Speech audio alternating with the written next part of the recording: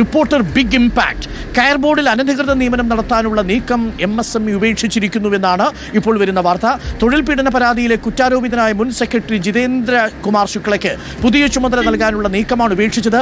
വിരമിച്ചിട്ടും പുതിയ തസ്തിക നൽകാനായിരുന്നു നീക്കം. റിപ്പോർട്ടർ വാർത്തയ്ക്ക് പിന്നാലെയാണ് ശുക്ലയെ കയർ ബോർഡ് അഡ്വൈസറാക്കാനുള്ള നീക്കം MSME മന്ത്രാലയം ഉപേക്ഷിച്ചത്. ലെബി സജീന്ദ്രൻ, കൺഗ്രാറ്റ്സ്. ലെബി സജീന്ദ്രൻ, ഒരാളുടെ പണി കളഞ്ഞപ്പോൾ സമാധാനമായി എന്നായിരിക്കും നാട്ടുകാർ ചോദിക്കുന്നത്. പക്ഷേ ആ വാർത്തയിൽ ഗൗരവമേറിയ വിഷയമുണ്ടായിരുന്നു. ഒരു മരണം, ജോളി എന്ന് പറയുന്ന ഒരു ഉദ്യോഗസ്ഥയുടെ മരണം ഇത്രമാത്രം ഇൻസെൻസിറ്റീവായിട്ട് ഉദ്യോഗസ്ഥന്മാർ എടുത്തു എന്നതാണ് ഏറ്റവും പ്രധാനപ്പെട്ട കാര്യം. അവരിന്ന് ഒരുപക്ഷെ ഈ ഉദ്യോഗസ്ഥരൊക്കെ കനിവോടുകൂടി അവരെ സമീപിച്ചിരുന്നുവെങ്കിൽ, അവരുടെ ആവശ്യങ്ങൾ കേട്ടിരുന്നുവെങ്കിൽ, സ്ഥലം മാറ്റാതിരുന്നെങ്കിൽ ആ സ്ത്രീ ഇന്നിപ്പോൾ ജീവനോടെ ഉണ്ടാകാമായിരുന്നു. ഈ നല്ല വാർത്ത കേൾക്കാൻ അവരില്ലാതെ പോയി എന്നൊരു വിഷമം മാത്രമേ ഉള്ളൂ. ലേബി, എന്താണ് കൂടുതൽ വിവരങ്ങൾ? Big impact. Good morning doctor Arun. Jolly മധുവിൻ്റേതുൾപ്പെടെ നിരവധി തൊഴിൽ പീഡനത്തിന് മുൻപിൽ നിന്ന ആളാണ് ജിതേന്ദ്രകുമാർ ശുക്ല, മുൻ സെക്രട്ടറി.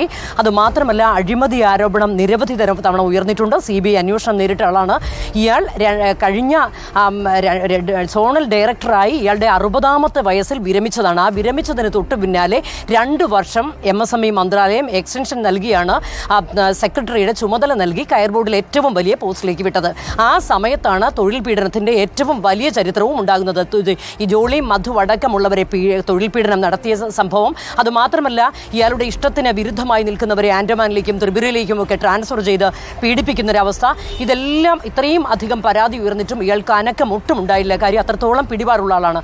എന്നിട്ടും ആ 60 വയസ്സിൽ കിട്ടിയ എക്സ്റ്റൻഷൻ 62ാമത്തെ വയസ്സിൽ ഇക്കഴിഞ്ഞ ജനുവരി 31-ാം തീയതി അവസാനിച്ചു.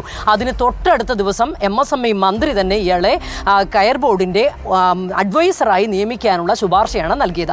ഈ സംഭവത്തിൽ ഈ കത്ത് വന്നതിന് തൊട്ട് പിന്നാലെയാണ് ഫെബ്രുവരി 10-ാം തീയതി ജോളി മധു ഇത്തരം കൊടിയ തൊഴിൽ പീഡനത്തിനിരയായി മരിക്കുന്നത്. ഈ വാർത്ത അന്ന് നമ്മൾ പുറത്തു കൊണ്ടുവന്നു. തുടർന്ന് വലിയ വാർത്താ പ്രാധാന്യം ഇതിന് ലഭിക്കുന്നു. ഇത് വലിയ വിവാദമാകുന്നു. ഈ സംഭവത്തെ തുടർന്ന് ഇതിങ്ങനെ കത്തി നിൽക്കുന്ന സമയത്ത് പോലും രണ്ടാമതും കയർ ബോർഡിൽ MSME മന്ത്രി തന്നെ നേരിട്ട് കയർ ബോർഡിലേക്ക് ശുപാർശ കത്ത് അയച്ചിരിക്കുകയാണ്.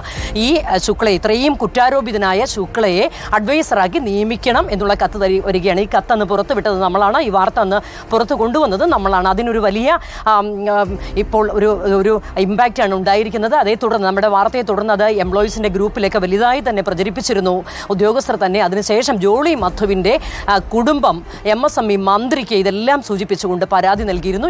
ഇപ്പോൾ ഏതായാലും ഈ കടുത്ത അനീതിയിൽ നിന്ന് ഈ MSME മന്ത്രാലയം പിന്നോട്ട് പോയിരിക്കുകയാണ്. MSME മന്ത്രാലയം ഇത്രയും അഴിമതിക്കാരനായ, ഇത്രയും തൊഴിൽ പീഡനത്തിന് മുൻപിൽ നിന്ന ആളെ വീണ്ടും 62 വയസ്സ് പിന്നിട്ടിട്ടും എക്സ്റ്റൻഷൻ നൽകി കയർ ബോർഡിൻ്റെ ഏറ്റവും പ്രധാനപ്പെട്ട ഒരു തസ്തികയിലേക്ക് കൊണ്ടുവരാനുള്ള തീരുമാനത്തിൽ നിന്ന് ഇപ്പോൾ പിന്നാക്കം പോയിരിക്കുകയാണ് ഡോക്ടർ അരുൺ. അത് വ്യക്തിപരമായി നമുക്ക് എല്ലാവർക്കും നമ്മുടെ റിപ്പോർട്ട് TVക്ക് ചാരിതാർത്ഥ്യം നൽകുന്ന ഒരു വാർത്ത കൂടിയാണ് ഡോക്ടർ അരുൺ.